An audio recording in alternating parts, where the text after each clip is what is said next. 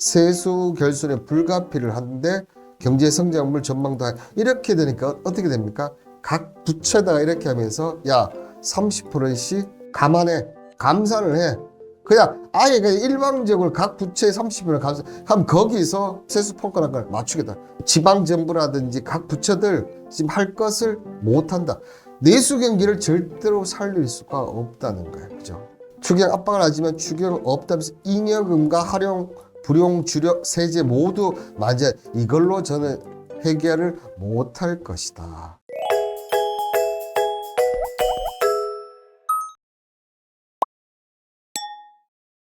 퇴근길에 편안하게 들으시면 투자에 보는 눈이 달라지실 겁니다.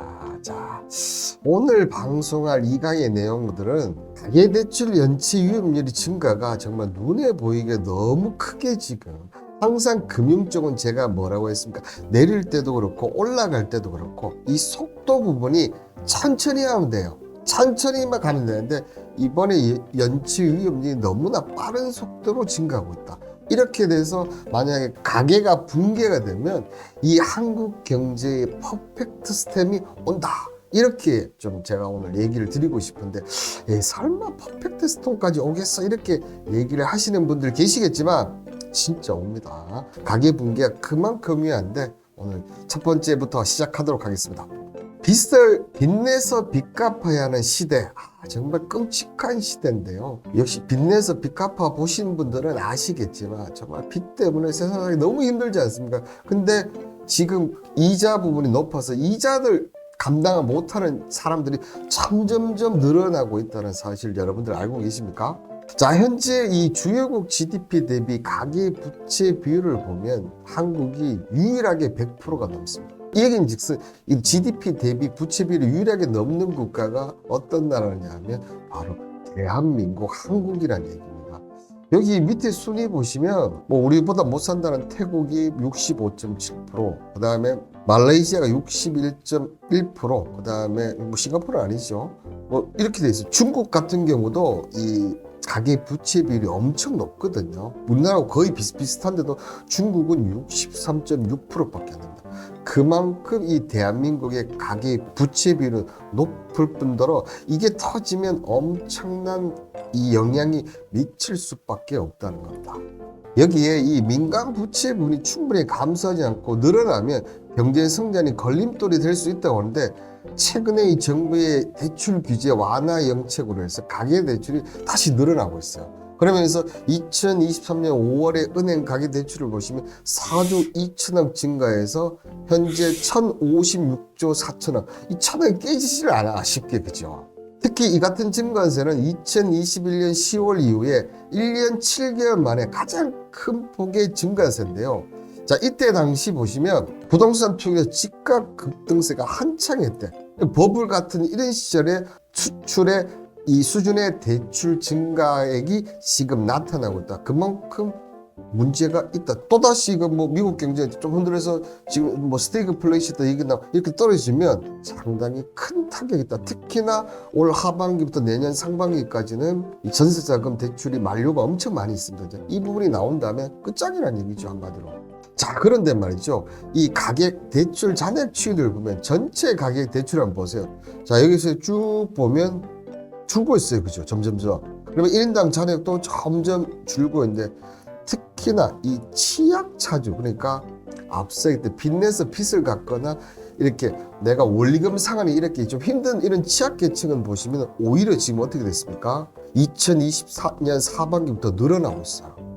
그리고 1인당 잔액도 보시면 지금 이만큼 늘어나고 있다는 거죠. 그러니까 이게 완전히 지금 어려운 환경은 어려운 이런 취약계층들이 훨씬 더 지금 고통을 받고 있고 이런 사람들이 지금 다 연체가 되면 연체 위험률이 점점 증가할 수밖에 없는 것이겠죠. 그런데 이걸 연령별로 이제 이렇게 살펴보면 자 보시면 2022년 1분기부터 올 2분기까지 30대부터 60대까지 이렇게 쭉 보면 전체적으로 뭡니까? 다 지금 올라가고 있어요. 기가 막히죠? 그러니까 특정 이 세대에서만 이렇게 올라간다면 뭔가 정부에서 정책을 내면서 그 특정 대책을 조금 이렇게 늦출 수 있는 방안인데 이거는 보면 사회생활을 하는 20 40대부터 60대 이상까지 전체적으로 지금 취약계층들이 증가하고 있고, 특히나 보시면 60대 이상, 자 이제 점점점 돈을 적게 버는 이런 사람들이 가장 높이 증가하고 있다는 게 지금 우리나라의 지금의 현실이라는 겁니다. 자 여기에 이제 가계대출자 평균 총 부채 원리금 상환 비율이 이 DSR이라고 하는데, 이 DSR이 40.3%로 지금 하고 있다. 보통 이게 DSR이 40이면 안전하다. 그 다음이 40과 70 사이에요. 40하고 70 사이. 이거 상당히 높다. 그 다음 70이 넘어가면 엄청 위험하다. 이렇게 얘기를 하거든요. 이 DSR은 대출자가 내는 금융부채 원리금 부담이 소득이 어느 정도 수준인지 나타내야 하는 지표다.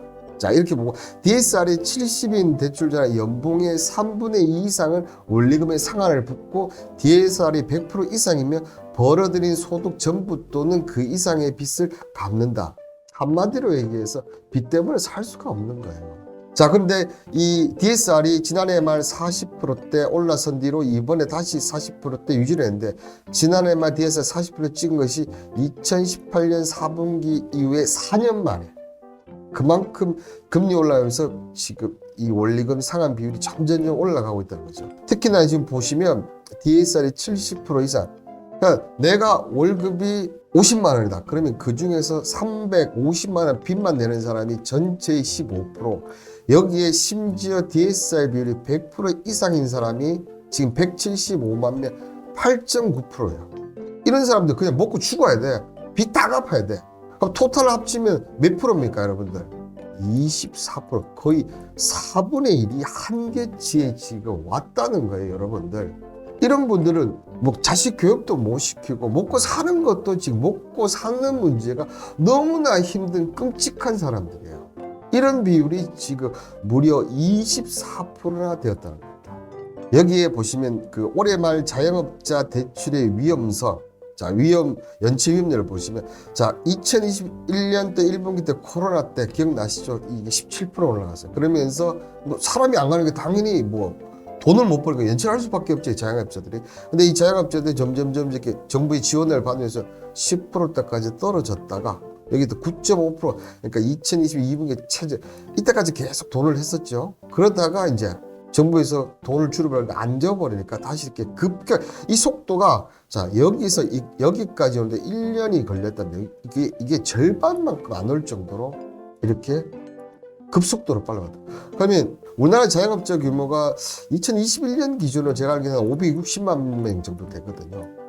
이 사람들, 많은 자영업자들 다 이렇게 문 닫으면 우리 밥은 어디서 먹죠, 여러분들? 그죠? 이 보시면 코로나19 영향을 받은 자영업자들이 비자영업자보다 3.7배 많았다. 그러니까 업쟁이보다 자영업자들 대출 규모도 훨씬 많아서 터지면 더 빨리 빵 터질 수 있다는 얘기입니다. 그리고 1인당 대출 규모도 3억 3천만 원으로, 자, 아까 그 개인 대출은 9천만 원인데 훨씬 3배가 돼요. 훨씬 파급 효과가 크다는 거. 만약에 560만 명, 여기에 보통 이게 이런 분들이 한 가정의 가장인데 이거를 꼭 곱하기 4 해보세요. 끔찍해요. 지금 대한민국의 가구당 인구로 따지면 3분의 1 자영업자 전부 다 전체된 관련 가족이라고 본다면, 이 사람들이 연체해서 붕괴가 되면 엄청난, 그래서 코로나 때 돈 대준 거 아닙니까? 그죠? 근데 그게 올해 18% 넘는 것으로. 자, 그래 되면 지금 보시면 가계대출자 1977만 명, 1인당 평균 9330만 명. 이렇게 가계부채를 붕괴되고, 어쨌든 가계부채 안에 또 이렇게 뭐 자영업자 이런 부분들까지 같이 됐다. 이래 되면 어떻게 돼요? 전부 다 파산시장하고 부도가 나고 이렇게 될 거 아닙니까? 그죠? 그런데 지금 현실이 그렇게 나오고 있다는 거예요, 지금 보시면 실제로 한은이 발표한 금융안전 보고서 따르면 연체율이 은행이 1.71%예요. 근데 자영업자는 지금 19%까지 올라간다고 하고 있죠. 그래서 이 작년 하반기 이후에 가계대출 연체율이 금융권 전반에 나타나고 2020년 이후에 엄청난 부분들이 나타날 것이다. 그러면서 지금 특히 법인 같은 경우 있지 않습니까? 법인 같은 경우가 지금 그 작년 대비해서 도산한 경우가 지금 거의 45%가 육박. 그러니까 작년 대비 2배 이상이 거의 상반기에 지금 증가했다는 얘기예요. 개인 부채도 한 45% 정도. 그러니까 개인 파산자, 법인 파산자 동반적으로 거의 2022년 대비 둘 다 지금 배 이상이 될 정도로 빠른 속도로 지금 증가하고 있다는 게 지금 엄청난 쇼킹한 소식입니다. 그만큼 우리가 지금 이 연체가 나면서 위험 요소가 점점점 늘어나고 있습니다.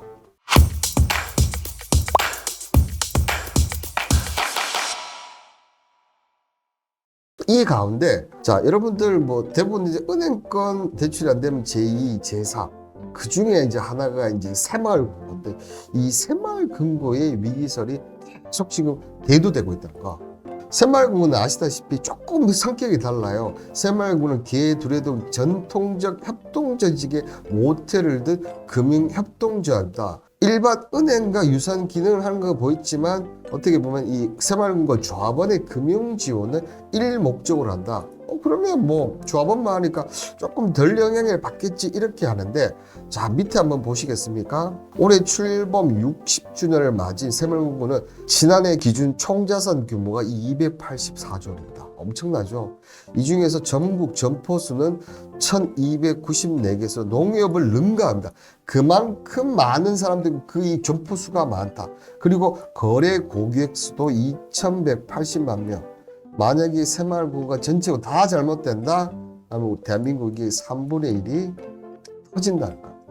그런데 이 새마을금고는 이런 상호 금융기관별 감독 체제를 보면 신용협동조합이나 농협, 수협, 산림조합은 감독권 안에 금융위원회에 있어서 그렇다 보니까 조금 더 효과적인데 새마을금고는 행안부 있지 않습니까? 행안부 장관과 금융위원회 협의 후 신용 공제 사업을 감독을 합니다. 이렇기 때문에 아무래도 관리 감독을 서로 좀 미룰 수 있다. 이런 부분 때문에 만약에 터지면 이런 금융권보다 리스크가 좀 더 있다는 얘기입니다. 자, 그런데 이 새마을금고 연체율을 한번 보시면 1.35%에서 코로나 때 좀 올라갑니다. 그래서 다시 감소를 하다가 이제 이때부터 증가를 하는데 증가 속도 제가 항상 얘기했죠. 천천히 가야 되는데 증가 속도가 이건 뭐 이렇게 지금 6.4%. 앞서 은행이 몇 프로였다 하지 않습니까? 1.71%가 그랬었지, 그죠? 그러면 여기가 곧 거의 4배 정도 수준만큼 새마을금고 연체율이 급격하게 올라가고 있습니다. 그런데 연체율 중에 개인만 있느냐? 자, 이게 개인이 아니고 법인은 보면 더 기가 막힙니다. 새마을금고 법인대출 연체율을 보면 이 법인대출은 새마을금고는 자금 운영을 위해서 뭐 증권사라든지 PF라든지 이런 쪽에 법인들에게 대출을 해줍니다. 거기에서 이자 수익을 크게 받았거든요. 근데 이 법인대출 연체율이 서서히 올라가다가 2022년, 2023년 이 부분은 어떻게 보면 뭐 브릿지론이라든지 최근에 문제가 되고 있는 PF 같은 이런 장하고 다 연결이 돼요. 특히 새마을금고들 브릿지론 정말 많이 해줬거든요. 이런 부분이 지금 연체율이 10%까지 증가했는데 자 여기서 하나 더 점점점점 이제 고조됩니다. 여러분들 그죠? 점점점 고조되는데 자 여기에서 자 저 부분은 법인대출 그냥 혼자 단독으로 한 거라면 여기에는 새마을금고가 1294곳이 공동대출 연체율은 무려 지금 몇 프로입니까? 19%. 법인대출, 그냥 대출보다도 2배가량 더 급등한 수치고 그리고 지난해 대비해서 더 급등합니다. 자, 앞서 얘기했듯이 이제 브릿지라든지 이런 PF라든지 미분양 아파트 횟수 그다음에 뭐 여러 가지 중도금 대출도 이런 부 여러 가지가 있거든. 이런 부분들 부피가 크기 때문에 새마을금고는 좀 작거든요. 그러면 이렇게 한 새마을금고가 여기가 중심을 잡고 플러스를 시켜요. 하나 이렇게 보통 한 4개에서 5개 이렇게 플러스를 시키거든요. 여기서 이제 여기가 제 1 감독 기관이고 여기서 우리는 돈을 내니까 너가 감독을 잘해 이렇게 하는데 이런 공동 대출이 연체율이 몇 프로다? 19%다. 근데 PF들 지금 점점점 얘기가 나오고 이제 은행부터 시작해서 저축은행 점점점 얘기를 하고 지금 가장 위험한 게 얻은 곳이다? 새마을금고라는 얘기예요. 새마을금고 터지면 2180만 명이 돈을 못 받을 수가 있는 거예요. 자 여기에 보면 크게 보면 법인 대출 가운데 건설 및 부동산 대출이 56조 원이고 관리업 토지 신탁이 16조 원에서 총 72조 원의 연체가 지금 일어났거나 잠재해 있다.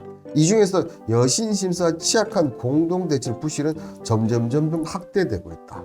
새마을금고의 이들 대출 금리는 다른 비은행보다 훨씬 높은데 법인 대출 중 앞서 얘기했던 56조라고 했죠. 그 다음에 저축은행 캐피털 상환의 비전체가 166, 저축은행 특히 이금융권 전체가 126인데 새마을금고는 한납업이 거의 5분의 2 정도를 차지할 정도로 새마을금고가 크게 지금 문제가 생기고 있다는 거죠. 자, 이렇게 되니까 불안한 조합원들이 빨간불을 켜고 새마을금고의 자금을 2달간 7조 원이나 있다. 이게 한마디로 뭐지요, 여러분들? 뱅크론이에요, 뱅크론. 근데 공교롭게도 보시고, 자, 새마을금고 신협을 제외한 상호금융권은 오히려 지금 9조 34원이 증가를 했습니다. 그리고 신용협동조합법도 1조 544. 그러니까 이 중에서 유독 새마을금고만 수신 잔고가 변경이 건전성 우려와 함께 검찰 수사 이 두 가지가 플러스 되면서 그죠? 2달간 7조인데 여기서 더 나빠지고 연체율이 더 올라가지 않습니까? 뱅크런 속도가 훨씬 더 빨라진다. 그러다면 새마을금고가 이 미국의 실리콘밸리라든지 시그니처 이런 것처럼 파산할 가능성이 어떻게 되니까 엄청 높아지는 겁니다. 자, 이런 새마을금고 위기설이 걷잡을수 커지자 정부가 특별 점검에 나오면서 전국 1294개 새마을금고 중 연체율이 높은 30개 금고에 대한 특별 점검을 진행을 한다고 합니다. 자, 이렇게 되면서 이 새마을금고 채무 조정 방안까지 나왔는데요. 연체 발생 3개월 미만 같은 경우는 이사장 승인으로 정상 및 연체자 100% 감면. 자, 지금 연체율이 워낙 높으니까 이자 우리 감면해 줄 테니까 이렇게 시기가 좋으니까 여러분들 우리 이자 감면해 주니까 어떻게든 연금을 조금씩 갚으세요. 이거 어떻게 보면 편법이에요, 편법. 연체 발생 3개월 이상도 지금 100% 감면하고 대출 관련해서 75% 이상 상환시는 자녀 채무를 100% 면제해 주겠다. 그리고 연체 우려 차주는 선제적 원금 및 이자 상환 유예를 두고 원금은 최장 3년에서 최장 1년까지 그러니까 3년에서 1년까지 3년 동안은 우리 돈 안 갚아도 너가 연체 포함 안 시켰다 이 말이잖아. 그러니까 지금 9%대까지 올라왔고 뭐 법인 같은 경우 공동대출가 18%가 올라왔는데 이거를 여기서 보이는 수치는 더 안 보여주겠다는 거예요. 어떻게 보면. 그러니까 여러분들 혹시라도 새마을금고 돈 넣으신 분들은 잘 알아보셔야 됩니다. 특히나 PF 자금, 공동대출이 얼마나 나가는지를 꼭 잘 알아보시기 바랍니다. 이게 뭐 감면시 이거 배임이 아니냐 행안부는 일부 한시적 적용이니까 괜찮다. 이렇게 지금 새마을금고 사이에서 불만이 터져. 왜냐 이런 쪽은 아마 문제가 없는 데일 거예요. 문제가 없고 이렇게 다른 새마을금고가 줄어들었을 때 어쨌든 정부에서 돈을 지금 정부에서 어젠가 오늘 발표한 거 보면 혹시 파산에 직전된 이런 것들 원금 다 보장해 주겠다 거의 이 정도 밝혔거든요. 그러니까 이런 문제가 없는 점포들은 이렇게 넘어진 점포들 이렇게 싸게 갖고 올 수 있는 절호의 찬스인데 그리고 문제가 없는 점포들은 야 너만 그렇게 해서 우리는 문제가 없는데 우리 고객들이 좋아할 턱이 있겠습니까? 없겠습니까?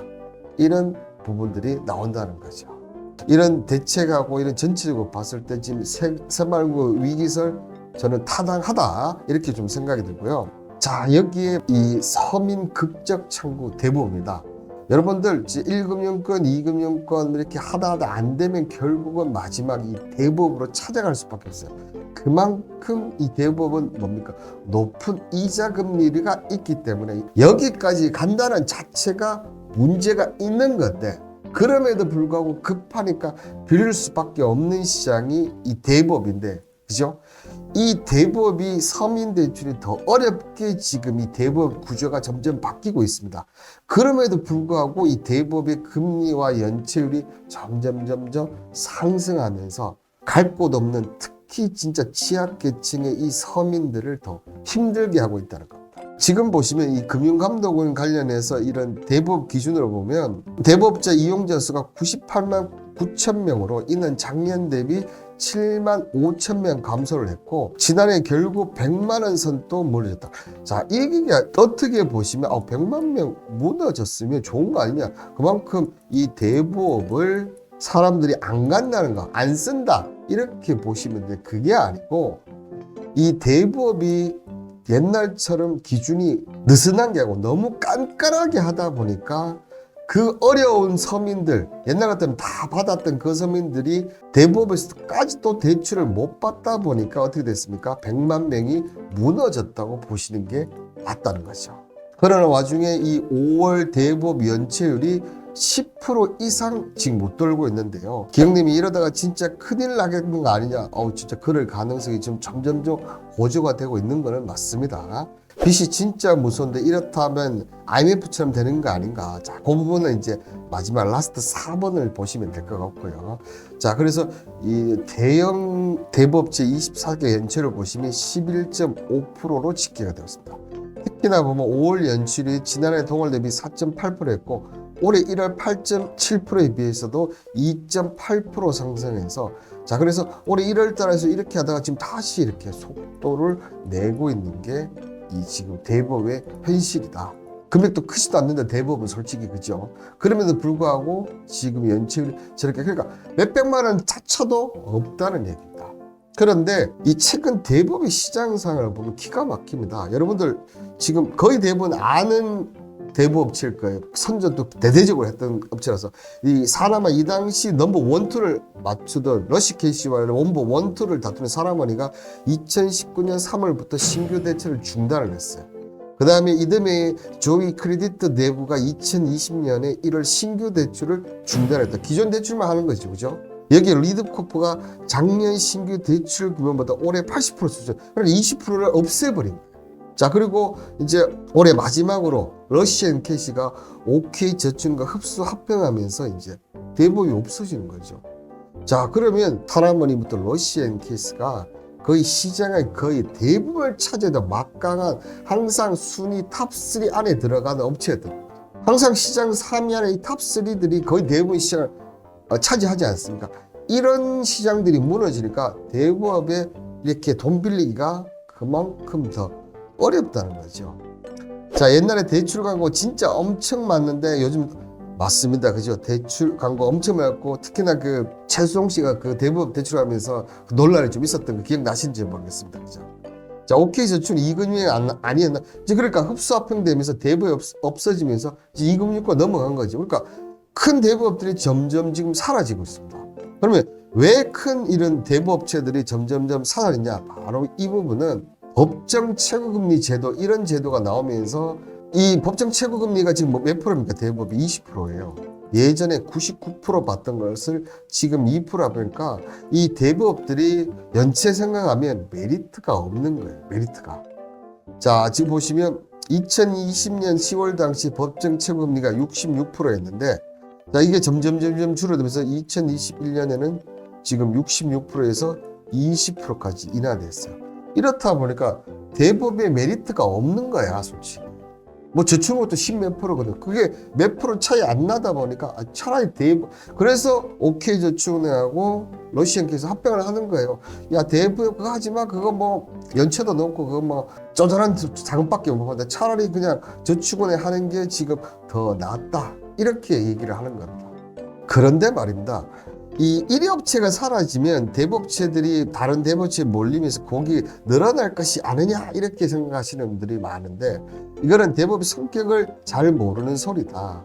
아시다시피 대부분 이 대부업을 하시는 분들은 금융 취약적이 많아요. 그렇다 보니까 타 대부업체 고객들을 흡수할 수가 거의 없는 상태인 거죠. 시장 상위 업체가 철수를 하되 그만큼 이 돈 빌리는 구멍은 적어지고, 그 다음 돈 받는 사람은 많은데 다른 대부업 업체가 이 러시앤캐스가 뭐 100억의 자금을 갖고 있다. 근데 지금은 다 50억, 10억 이 정도 자금밖에 없는 거예요. 이 대부업 업체들이. 그렇다 보니까 대출 심사를 더 깐깐하게 진행을 하고, 그래도 나가니까, 그러면서 대출 가능성이 전보다 낮아졌다. 그러면 예전에 대부업이라도 받을 수 있던 사람들이 대부업을 못 받으면 어떻게 됩니까? 결국은 미등록 대부업체, 일명 사채업체가 들어가는 거죠. 어쨌든 이 이북헌 금지는 최근 대부업 사이즈가 줄어들자 우수 대부업자에 대해서 일부 신용 경우 은행 등으로 공급하는 방안을 추진하겠다, 뭐 이렇게 얘기하면서 또 불법 사금융 단속하겠다, 이렇게 얘기를 하고 있습니다. 자, 이렇게 보면 지금 대부업도 못 맞아 사채 시장으로 넘어갈 판인데, 그죠?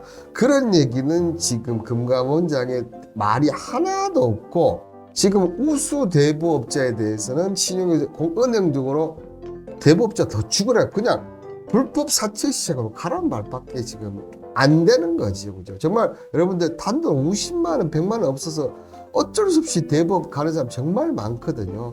이런데 이 대부업체들이 정말 불법화 기본적으로 100%대 200%에서 많게는 2000%, 3000% 근데 엄청 많아요.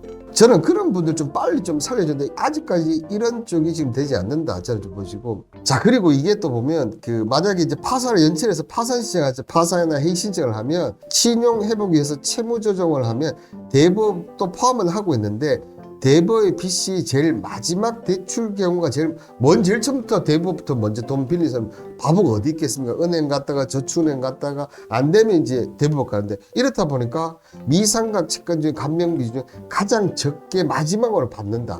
이런 부분은 또 어떻게 보면 제도적으로 좀 개선이 돼야 되는데 그래서 대부업 받으면 받을수록 손해다는 얘기다. 손해라는 얘기죠. 이자도 많이 내는데 감면을 하면 감면도 제일 적게 된다는 거죠. 자, 이처럼 대부업체에 겪는 어려움은 서민들에게 전혀 그것도 정말 취약계층, 정말 어려운 취약계층에게 몰릴 수밖에 없다. 그리고 그 사람들이 지금 올리면서 지금 지난해 보시면 총 6,712건의 불법 사채 거래 내역을 분석한 결과 평균 이자율이 414%. 제가 볼 때 이 400% 돼도 정말 양반인 거예요. 그러면 이쪽에 갖다 생각해 보십시오. 이거 돈 못 벌, 취약계층에 있던 사람들이 정말 돈 잘 벌어서 일시적으로 어려운 사람이 많을까요? 계속 돈을 못 버는 사람이 많을까요? 계속 돈을 못 버는 사람이 많을 수밖에 없습니다. 자, 이렇게 되니까 이제 최근에 넷플릭스의 사냥개의 대출이라는 영화를 했는데 여기가 연 2,400%의 불법 사채라고 합니다. 그래서 이 불법 사채, 아까 이제 싸우는 그런 건데, 자, 여러분들 항상 영화나 드라마 이런 부분들은 시대를 반영한다고 하고 있지 않습니까? 근데 이런 시기에 지금 넷플릭스에서 돈을 들여서 사냥개들이라는 이런 지금 드라마 방영을 하고 있습니다. 그만큼 시대적 이런 부분들을 반영한다고 본다면 지금 그만큼 연출이 증가하면서 이런 불법 사채 시장에 몰리면서 정말 어려운 환경에 있는 서민들 취약계층이 너무나 많다는 것을 보여주는 대목이 아닐까 이렇게 좀 생각이 드는데요. 가계대출 붕괴가 한국 경제의 퍼펙트 스톰까지 오느냐 마느냐. 자, 저는 올 확률이 분명히 있다고 얘기를 드리고 있는데요. 그러면 자, 어떻게 오느냐? 자, 이 퍼펙트 스톰은 아시다시피 원래 재난 영역에 나오는 영역입니다. 그래서 완벽한 정말 재앙이다. 이런 뜻에서 퍼펙트 스톰인데 이 경제적인 영역에서 여러 가지 부정적인 경제적 요인이 동시적으로 발생을 해서 퍼펙트 스톰이다. 이렇게 얘기하는 거예요. 근데 이러한 요인들이 상호작용해서 경제에 심각한 영향을 미치고 종종 금융시장의 붕괴나 경제 불황 이런 부분이 단일 요지로 분석하기 어려운 복잡한 현상인데 그 대표적 케이스가 리만 사태예요. 미국발 금융위기, 그죠? 그게 어떻게 보면 집값부터 시작해서 가계 붕괴, 기업 붕괴, 금융 붕괴까지 오게 만든 이 퍼펙트 스톰을 가장 완벽하게 보여준 게 이 리만 사태죠. 근데 한국 가계빚 급증의 가장 큰 원인은 뭐다? 집값 상승. 가계대출이 느는 거 속도를 보면 그리고 가계대출이 느는 거 보면 항상 집값이 올라갈 때 지금 또 집값이 올라서 4조 2천억이 증가했다지 않습니까? 그래서 이 부분이 어떻게 보면 부동산 정책 실패했거든요. 올라갈 때도 문제, 내려갈 때도 문제. 근데 어쨌든 이런 부분은 우리나라 반의 문제면 글로벌적인 문제라. 그리고 우리나라 터질 수 있으면 글로벌적으로 분명히 터진다는 겁니다. 자, 그런데 여러분들 주택담보대출이 지금 내년 상반기까지 750.2조 원. 그래서 제가 이거 방송 한번 해드렸지 않습니까? 근데 지금 아시다시피 금리도 높고 연체율도 지금 올라가고 금리가 높아지니까 연체율이 올라가고 연체율이 높아지면 됩니까? 결국은 파산 시작하는 거예요. 그러면서 가계 대출이 어떻게 됩니까? 이렇게 붕괴가 된다. 그럼 붕괴가 되면 어떻게 됩니까? 집값이 하락이 크게 나올 수 있겠죠. 집값 하락하면 또 다른 양산자, 또 빚낸 사람, 그나마 안정한 사람 또 가계 대출 붕괴 이런 악순환의 연결이 크게 지금 작용을 한다는 겁니다. 자, 그래서 이걸 연결하면 가계 대출이 있어 부도가 나지 않습니까? 그렇게 되면서 집값이 붕괴가 되고 집값이 붕괴가 되면 그냥 초반에 하면 괜찮은데 해서 이게 집값을 주주도 떳떳합니다. 그러면 은행에서 받았던 빚 있는 사람들이 결국은 이게 어느 정도 내려가면 집값이 리만 사태가 떨어진 게 어느 밑으로 떨어지면 괜찮은데 그 이상으로 집값 이하로 떨어지니까 은행에서 내가 돈 갚아라 못 갚는다 빵 터진 거지 않습니까? 그러면 이런 사람들이 많아지면 많아질수록 어떻게 됩니까? 은행은 파산을 하겠죠.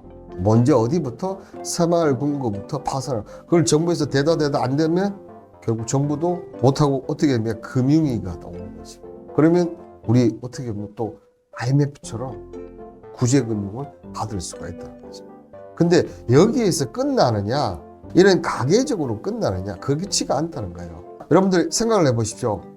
이렇게 가게가 붕괴되면 물건들이나 먹고 싶은 거 이런 거 살 수 있습니까? 못 사. 그러면 수요가 뚝 끊어집니다. 수요가 없어지는 거예요. 수요가 떨어지니까 물가가 점점 물가가 이렇게 내려가야 좋은데 이게 아니고 이렇게 떨어지는 거죠.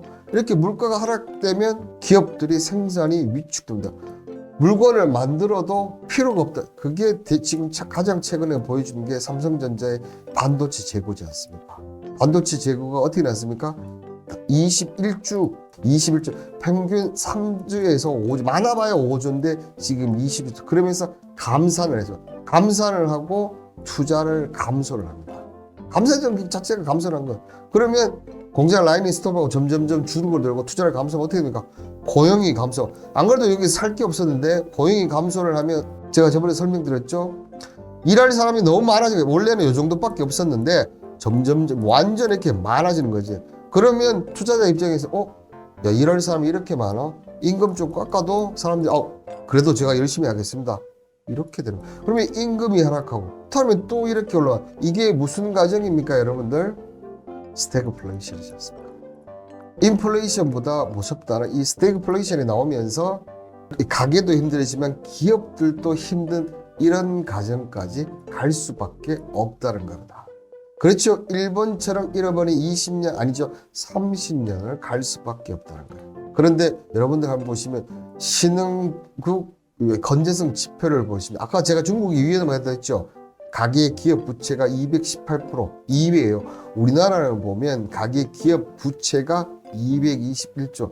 그러니까 가계대출 붕괴되면 기업까지 내관처럼 같이 연결돼서 터질 수밖에 없고 가게 터지고 기업 터져봐요. 그게 IMF 때 그래서 그때 우리나라 은행이 11개인가 제가 기억으로는 없어진 걸로 알고 있거든요. 은행까지도 무조건 은행 금융 시스템까지 망가집니다. 이 금융 시스템이 망가지면 이거 회복하는데 미국발 금융위기 때 미국이 이거 회복하는데 2년 3년 걸렸거든요. 우리나라는 더 크게 걸릴 수밖에 없다는 겁니다. 자, IMF가 그러면서 이제 글로벌 긴축으로 해서 신용 위험 증가에 지금서 한국의 한 개 기업이 부채 비율이 확대될 것이다. 이게 저만이 이렇게 분석하는 게 아니고 IMF는 글로벌 기관에서 그죠. 우리나라 기업들의 신용위험 증가에서 한 개 기업들이 점점 늘어나고 있다. 특히나 보시면 한국과 싱가포르, 베트남에서 이 같은 기본 신용도 이자 보상비율 100% 미만인 기업이 부채 비율이 크게 늘어나고 있다. 점점 앞서 얘기했듯 가계 대출도 GDP 대비 100% 넘는 게 우리나라가 유일한데 기업들도 지금 이런 현상을 나타내고 있다는 거예요. 그래서 제가 파산이 많이 일어난다고 얘기 들었지 않습니까? 자, 지금 어느 정도 나냐면 법원 행정처가 올 4월까지 전국 법원에 접수된 도산 사건, 파산 사건을 보시면 67,616건인데 특히 법인 파산이 296건에서 460건에서 55.4% 늘었고, 그죠? 290여 건에서 460건으로 늘어난 거예요, 여러분들. 그래서 55.4%. 법인 회생은 182건에서 268건으로 47%. 자, 전년 대비 55점, 다 2배 가까이 하나는 2배 늘었고, 법인 파산은 2배 늘었고, 법인 회생은 조금 2배가 안 됐다는 거예요. 자, 근데 개인도 보시면 27,000건에서 39,000건으로 45.4%. 이 한계에 놓인 개인과 기업들이 많아서 도산 사건 느린 게 속도가 엄청나게 빨라지고 있다는 겁니다. 그러면 이걸 낮출 수 있는 방법, 가장 좋은 방법은 금리 인하거든요. 근데 올해 금리 인하 한다고 합니까? 안 한다고 합니까? 안 한다고 하지 않습니까? 자, 가계부채가 그러면 기업까지 파산 붕괴까지 영향을 상당히 밀접하게 영향을 미치고 있다는 겁니다.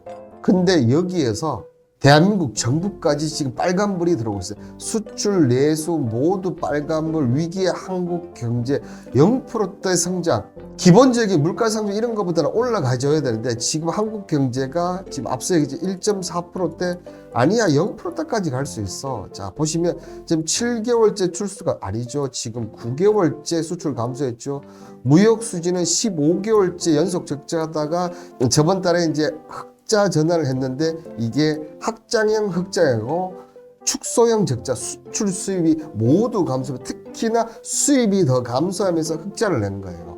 언제든지 다시 뭐다? 적자로 돌아설 수 있다는 겁니다. 그죠?